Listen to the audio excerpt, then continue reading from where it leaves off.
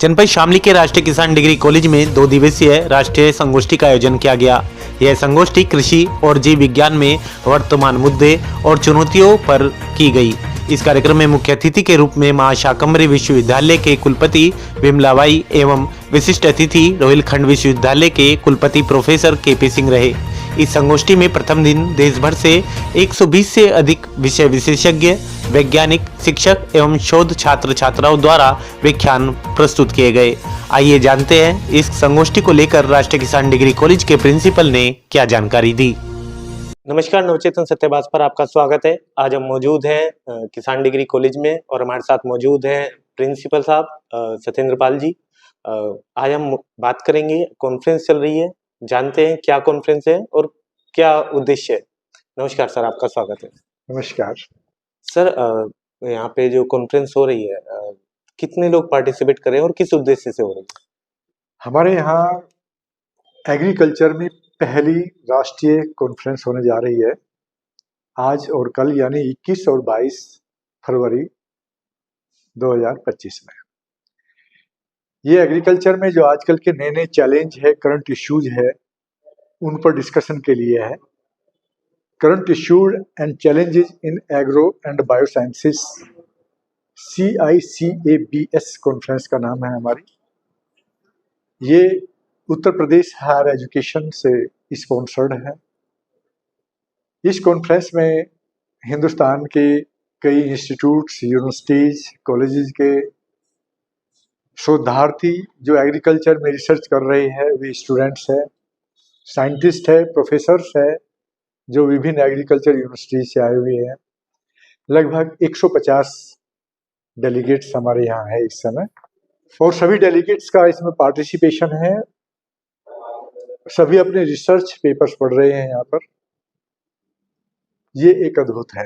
राष्ट्रीय किसान कॉलेज में 3 महीने में ये दूसरी कॉन्फ्रेंस है। पहली नवंबर माह में साइंस के ऊपर हुई थी, अब ये एग्रीकल्चर साइंस के ऊपर है। इस कॉलेज के इतिहास में ये पहली एग्रीकल्चर कॉन्फ्रेंस है, या ये कहिए ओवरऑल दूसरी कॉन्फ्रेंस हम ऑर्गेनाइज कर रहे हैं।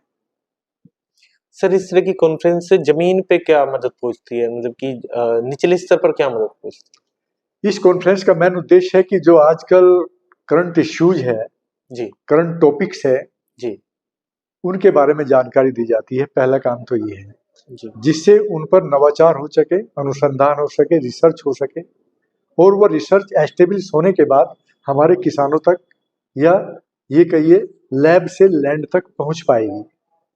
जब वो नवाचार या कोई भी रिसर्च एस्टेब्लिश हो जाती है तब वह मार्केट में आती है। मार्केट का मतलब जमीनी स्तर पर उतरती है वो। तो ये उस लेवल का कार्यक्रम है जो नई दिशा और दशा तय करने के लिए एग्रीकल्चर में बहुत इम्पोर्टेंट है। सरकार आज विभिन्न माध्यमों से एग्रीकल्चर सेक्टर में नवाचार का काम कर रही है। MSME भी हो या ICAR साइंटिस्ट जितने भी है वे लगे हुए हैं इसमें। आज हम लकी है ये कहते हुए कि हमारे यहाँ एक इस तरह की ब्यूटीफुल गैलेक्सी है साइंटिस्ट की, जो हमें बता रही है कि आजकल ये चीज हो रही है, एग्रीकल्चर में नई चीजें हो रही है, जिससे हमारा प्रोडक्शन बढ़ पाए और किसान किस तरह से लाभान्वित हो सकेंगे उससे। सर, हम देखते हैं आजकल जो सरकारी संस्थान है तो वहाँ पे बच रहे हैं इस तरह की चीजों से। अरेंजमेंट करना पड़ता है, सब चीजें मैनेज करनी पड़ती हैं, गेस्ट आते हैं उनको संभालना होता है, उनकी सब व्यवस्थाएं करनी होती है। अमूमन प्राइवेट जो कॉलेजेस हैं वो बढ़ चढ़ के करते हैं इन चीजों को, क्योंकि उनके पास फंड्स की भी कमी नहीं रहती। आप कैसे कर पा रहे हैं ये सब चीजें मैनेज?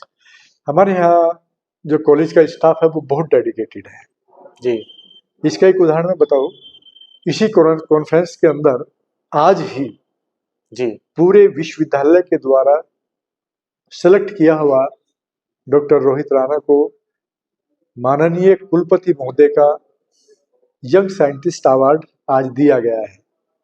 जी, पूरा स्टाफ हमारा बहुत डेडिकेटेड, समर्पित है, मेहनती है। उनके सहयोग से ये सब कुछ चल रहा है। फिनेंस हम लोग मैनेज करते हैं, कुछ कॉलेज से होता है, कुछ रजिस्ट्रेशन से हो जाता है, कुछ government of higher education, government of UP higher education department का कमिटमेंट है वो हमें दे रहा है, तो हम मैनेज कर लेते हैं इसको। हालांकि बहुत मुश्किल होता है जी। 150 लोगों से कांटेक्ट करना, उनके पेपर लेना, उनको एक्सेप्ट करना, रीड, एनालिसिस करना, उनकी एकोमोडेशन, खाने-पीने की, ये बहुत बड़ा काम है हमारे यहाँ और ये निश्चित रूप से एक चैलेंजिंग है। सरकारी इंस्टीट्यूशन में फाइनेंस की सबसे बड़ी प्रॉब्लम होती है, जी, समझ क्योंकि सरकार हमें उस तरीके से फाइनेंस नहीं देती जिस तरीके से देना चाहिए और हायर एजुकेशन को हम बढ़ा सकें। लेकिन फिर भी जो भी सहयोग है सरकार का, हम उसके लिए धन्यवाद करते हैं और ये सब चीज़ मैनेज हो रहा है। तो जो ये कॉन्फ्रेंस है, इसमें मुख्य रूप से किन इश्यूज किन बिंदुओं को रखा गया है कि इन्हीं बिंदुओं पर चर्चा हो ताकि ज़्यादा से ज़्यादा लाभ मिले कॉन्फ्रेंस का? मेन थीम जो कॉन्फ्रेंस की है, वो नए-नए चैलेंजेस जो एग्रीकल्चर सेक्टर में आ रहे हैं, उनको एड्रेस करने के लिए है। मिट्टी से संबंधित है हाँ, या हाँ। जीवों से संबंधित? हाँ, उसमें विभिन्न प्रकार के हैं, जैसे सोइल कंजर्वेशन का है हुँ, या मिट्टी की गुणवत्ता का है जी, या क्रॉप की गुणवत्ता का है, जो पेस्टिसाइड्स यूज़ कर रहे हैं उनके बारे में है, जी, कितना करना चाहिए या नहीं करना चाहिए, किस तरह की फार्मिंग बेटर होती है, जी, उनके बारे में जो साइंटिस्ट के आउटपुट है, वे यहाँ आज रखे जा रहे हैं। बहुत सारे कीट्स ऐसे हैं जो हमारी फसलों को और पेड़-पौधों को बर्बाद करते हैं, उनसे हम किस तरह से होलिस्टिक तरीके से हम बच पाएँगे। और इम्पोर्टेंट बात ये है कि जो एग्रीकल्चर में आजकल जो पेस्टिसाइड का भरमार हो रही है, उससे हम कैसे अपने स्वास्थ्य को मेंटेन कर पाए, इसके ऊपर भी काफ़ी चर्चाएँ होनी हैं 2 दिनों के अंतर्गत। क्योंकि एग्रीकल्चर का मतलब प्रोडक्शन से तो ही है, लेकिन हमें एक सुंदर बेटर हेल्थ मिल पाए, इससे भी है। तो एग्रीकल्चर प्रोड्यूस के साथ-साथ, प्रोडक्शन के साथ-साथ हम हेल्थ इश्यू को भी एड्रेस कर रहे हैं। सर अमूमन देखा जाता है कि किसान जो है वो पढ़ा-लिखा नहीं होता, उस तरह की चीज़ें नहीं कर पाता, जो छोटे किसान होते हैं खासकर। लेकिन अब मझले किसान और छोटे किसान भी दिलचस्पी लेने लगे हैं, रिसर्च करने लगे हैं अपनी खेती के बारे में, अपनी ज़मीन के बारे में, मिट्टी के बारे में। आप भारत में खेती का भविष्य क्या देखते हैं? किस जगह देखते हैं आप? मैं देख रहा हूँ कि इस समय हिंदुस्तान में एक ग्रोइंग स्टेज है ये, जी, हमारे लिए, सबके लिए। जी, और जब ग्रोइंग स्टेज होती है, खासकर किसानों के लिए वो बहुत चैलेंजिंग होती है। उसमें बहुत सारे हर्डल्स, बहुत सारे इकोनॉमिकल इश्यूज आते हैं। जी, लेकिन मैं समझता हूँ कि भारत में ही नहीं, दुनिया में जी, कृषि का जो स्थान है, जी, वो अद्वितीय है और अद्वितीय ही रहेगा। जी, जैसे कोरोना एक एग्जांपल मैं लेता हूँ आपके सामने, सब चीज़ हेल्ड अप हो गई थी। जी, सभी जो भी सेक्टर्स थे, जी, ऑलमोस्ट सब पैरालाइज, रुक गए थे। लेकिन कृषि एक ऐसा सेक्टर रहा है, जिसके द्वारा हम इस महामारी से बच पाए, बल्कि पूरी दुनिया इस महामारी से बच पाए। हर परिस्थितियों में इंसान को कृषि पर निर्भर रहना ही है, जी, इंसानों को भी और सभी जीवधारियों को। इसलिए कृषि की गुणवत्ता के लिए भारत सरकार आजकल नए-नए नवाचार और नए-नए स्टेप उठा रही है। वे जो गवर्नमेंट की पॉलिसीज है, गवर्नमेंट क्या स्टेप उठा रही है, हमारे साइंटिस्ट क्या कदम उठा रही है, उनका बखान यहाँ किया जा रहा है। और मैं समझता हूँ जो छोटे या मझोले किसान हैं, जी, उनके लिए तो एक बहुत लाभकारी रहेगा, जी, बिल्कुल। क्योंकि आजकल जो नई टेक्नोलॉजी आ रही है, हुँ, प्रोटेक्टिव फार्मिंग जिसको कहते हैं, जी, उसका यहाँ भी जिक्र होने वाला है नेक्स्ट सेशन में। और छोटे किसानों को इस चीज़ पर बताने के लिए हमारी एक टीम है, वो बताएगी भी। जी, और इसके बाद हमारा ये रहेगा, कब कृषि मेला जो पहले लगाया था हमने जी, दिसंबर में, इसी जी, तरह का कृषि मेला भी हम लगाएंगे। जो यहाँ का रिजल्ट रहेगा, वो कृषि मेला के माध्यम से और मीडिया के माध्यम से जी। हम हर किसानों तक पहुँचाने का प्रयास करेंगे। कुछ स्टूडेंट यहाँ पे ऐसे भी हैं जिनके यहाँ खेती है, कुछ क्या ज़्यादातर होंगे। क्या उन बच्चों को जोड़ा गया है इस कॉन्फ्रेंस से या उनको भी कुछ पहुँचे, उनको भी मदद पहुँचे इससे?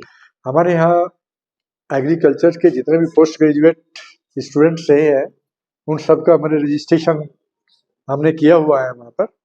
और स्टूडेंट्स ही नहीं, हम सब एग्रीकल्चर सेक्टर से जुड़े हुए आदमी हैं। जी, एग्रीकल्चर सेक्टर को हम कैसे एनरिच कर पाए, जी, हमें भी सीखना है। क्योंकि मैं भी एक किसान बैकग्राउंड से हूँ जी और मैं भी प्रोटेक्टिव फार्मिंग की तरफ बढ़ रहा हूँ इस समय। जी और हमारे जितने स्टूडेंट हैं हम इस तरह की प्रोटेक्टिव फार्मिंग या दूसरे टाइप की फार्मिंग के बारे में शिक्षा दे रहे हैं ताकि वे अपने घर उस चीज को एड्रेस कर पाए जी। और उस दिशा में उनके परिवार और वे खुद आगे बढ़ पाए। जिस तरीके से अभी खेती हो रही है, किसान अब जिस तरह से बीज बो रहे हैं, जमीन मिट्टी के बारे में जानकारी ले रहे हैं, क्या आप कह सकते हैं कि इससे और ज्यादा उन्नत तकनीकें आ गई हैं जो उन्हें मालूम नहीं है या भविष्य में उन्हें पता चलने वाली है?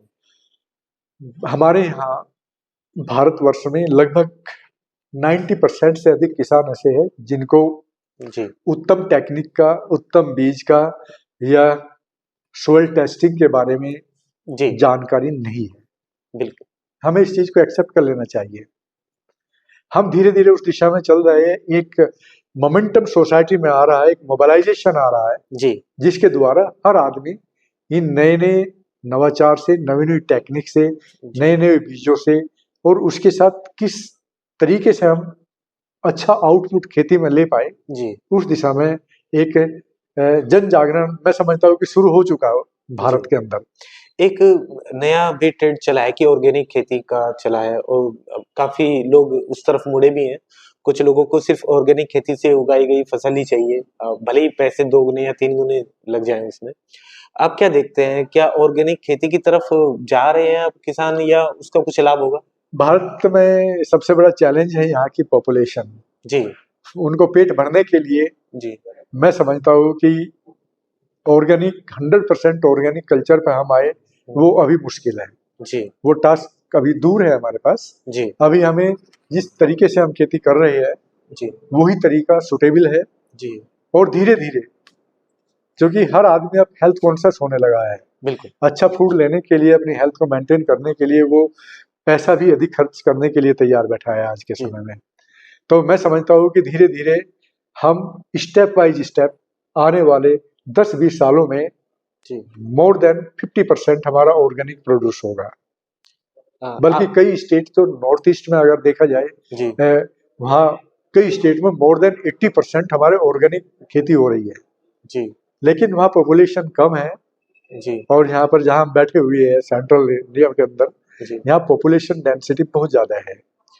तो धीरे धीरे हम आएंगे उस पर। ये बहुत जरूरी है। नेचुरल फार्मिंग, ऑर्गेनिक फार्मिंग, इस दिशा में हमें मुड़ना पड़ेगा और सरकार का भी ध्यान है और हमारे जो जागरूक किसान हैं जी। उनका भी ध्यान है। लेकिन अभी ये बेबी स्टेप है, धीरे धीरे बढ़ रहा है। आप क्या कोई संदेश देना चाहेंगे? मैं संदेश यही देना चाहता हूँ कि खासकर जो हमारा रूरल बैकग्राउंड है जी वे कृषि को एक बिजनेस के रूप में भी लें और एक होलिस्टिक तरीके से भी लें। क्योंकि बगैर बिजनेस तरीका अपनाए तो अपना पेट नहीं भर सकते हम लोग। जी लेकिन होलिस्टिक तरीका नहीं होना चाहिए। उसके साथ साथ आजकल आंधाधुंध जो फर्टिलाइजर, केमिकल, जो जहर डाला जा रहा है उसकी सीमा को रोका जा सकता है। जी मैं एक उदाहरण देता हूँ। हमारे एक नया बीज है गन्ने का, लगभग 3 बीघे हमने बोया है। उसमें किसी प्रकार का केमिकल या स्प्रे नहीं किया। ये मैं एग्जांपल देता हूँ। जी और वो जहाँ केमिकल स्प्रे बहुत ज्यादा पड़ रहे हैं उन लोगों से तुलना करता हूँ, उससे बेटर हरी भरी फसल है, उनसे ज्यादा प्रोडक्शन है उसमें। तो थोड़ा हम लोगों को इस तरफ ध्यान देना चाहिए। अगर हम कीटनाशक दवाई या दूसरे केमिकल को हम थोड़ा कम करेंगे तो हमारा प्रोडक्शन उसी हिसाब से बढ़ जाएगा। बहुत बहुत धन्यवाद सर, आपने अपना समय दिया। Thank you very much.